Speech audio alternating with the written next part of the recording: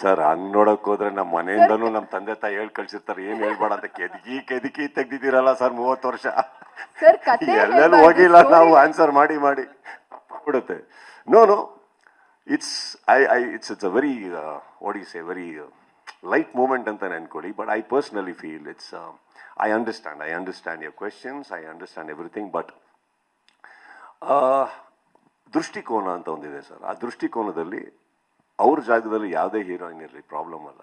ಅವರಲ್ಲಿ ಕೂತಿರ್ಬೇಕಾರೆ ಅಥವಾ ಇನ್ಯಾರೋ ಕೂತಿರ್ಬೇಕಾರೆ 1.5 hour ಆಫ್ ಸ್ಪೀಚಲ್ಲಿ ಒಂದು ಕ್ವೆಶ್ಚನ್ ಹೋಗ್ತಾ ಇಲ್ಲ ಅಂದಾಗ, this is where while going back we think, ಅಂದರೆ ಏನು ಮಾಡೇ ಇಲ್ವಾ ಜೀವನದಲ್ಲಿ ನಾವು, ಏನು ನನಗೇನು ಪ್ರಶ್ನೆನೇ ಇಲ್ವಾ, ನನಗೇನು ಮಾಡೇ ಇಲ್ವಾ ಅಂತ.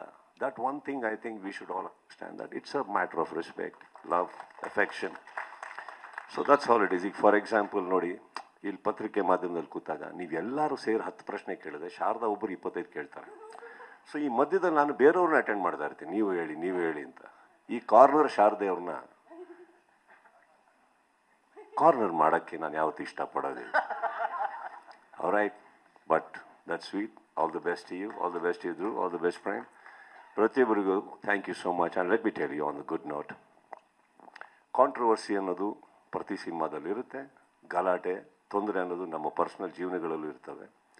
ಬಟ್ ಮನೆಯವರಾಗಿ ನಾವು ಅದನ್ನು ಒಂದು ಮುಲಾಮ್ ಹಾಕೋದನ್ನು ಬಿಟ್ಟು ಅದಕ್ಕೆ ಇನ್ನೊಂದಿಷ್ಟು ಒಗ್ಗರಣೆ, ಚಿಲ್ಲಿ ಪೌಡ್ರ್ ಹಾಕೊಂಡು ಹೋಗ್ತಾರೆ, ಗಾಯ ಸರಿ ಹೋಗಲ್ಲ. ಕನ್ನಡ ಚಿತ್ರರಂಗ ಬೆಳಿಬೇಕು ಅಂದರೆ ಕೇಡಿಯಿಂದ ಅಂತ ನಾನು ಹೇಳ್ತಾ ಇಲ್ಲ. Forgive can be forgiven, that's all it is. Be forgiving, be nice. By the end of the day Kannada ಸಿನಿಮಾನೇ ಇದು ಕೂಡ. ಖಂಡಿತ ಸರ್, ನಾನು ಫ್ರೀನೇ ಸರ್, ಯಾವ ಸಿನಿಮಾ ಒಪ್ಕೊಂಡಿಲ್ಲ. ಕತೆ ಬೇರೆ ಇನ್ನೂ ತಂದಿಲ್ಲ ಅಲ್ವೇ, ಅದು ಬೇರೆ ಆಗಿದೆ ಇಷ್ಟಲ್ಲ sir. Not like that. I personally feel it's a request. Kannada ಚಿತ್ರರಂಗದಲ್ಲಿ ಕನ್ನಡ ಚಿತ್ರರಂಗದಲ್ಲಿ ಈ ಥರ ಯಾವುದೇ, ಮೊನ್ನೆ ಸಾಂಗ್ ವಿಚಾರದಲ್ಲಿ ಕಾಂಟ್ರವರ್ಸಿ ಆಯಿತು. ನಾನೊಂದು ಮಾತು ಹೇಳೋಕ್ಕೆ ಇಷ್ಟಪಡ್ತೀನಿ. ಇದೇ ವ್ಯಕ್ತಿ ಎಂತೆಂಥ ಸಾಂಗ್ ಬರೆದಿದ್ದಾರೆ, ತಾಯಿ ಬಗ್ಗೆ, ಇದ್ರ ಬಗ್ಗೆ, ಇಮೋಷನ್ಸ್ ಬಗ್ಗೆ ಹಾಕ್ಕೊಂಡು ಕೇಳಿ ನಾವೆಲ್ಲರೂ ಮನೆಗಳಲ್ಲಿ ನಮ್ಮ ತಂದೆ ತಾಯಂದ್ರಿಂದ ದೂರ ಆದ್ರೆ ಅಲ್ಲೆಲ್ಲ ಹೋಗಿ ಹತ್ರ ಆಗ್ಬಿಟ್ವಿ ನಾವು. ಇಮೋಷನ್ ಅನ್ನೋದೇನಿದೆ. ಸೊ ಓಕೆ, ಕೆಲವು ಟೈಮ್ ಏನಾಗುತ್ತೆ, ತಪ್ಪು ಮಾಡಿದ್ದಾರೆ, ನಾನು ಹೇಳಕ್ಕೆ ಹೋಗ್ತಾ ಇಲ್ಲ. ಕೆಲವು ಟೈಮ್ ಕೆಲವು ವರ್ಕ್ ಆಗಲ್ಲ, ಕರೆಕ್ಟ್, ಕೆಲವು ವರ್ಕ್ ಆಗಲ್ಲ.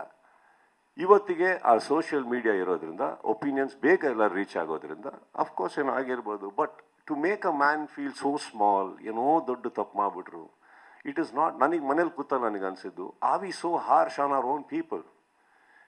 ಕನ್ನಡದೊಬ್ಬ ನಿರ್ದೇಶಕರು, ಕನ್ನಡದೊಬ್ಬ ಸಾಹಿತಿ, should we be so harsh on our own people ಅಂತ ನನಗೆ ಅನ್ನಿಸ್ತು ಅಷ್ಟೇ. See ya, we need to tell him, Prem ಸರಿ ಹೋಗ್ತಾರೆ, ಬೇರೆ ಮಾಡು, ತಪ್ಪೇನಿಲ್ಲ ಅದರಲ್ಲಿ.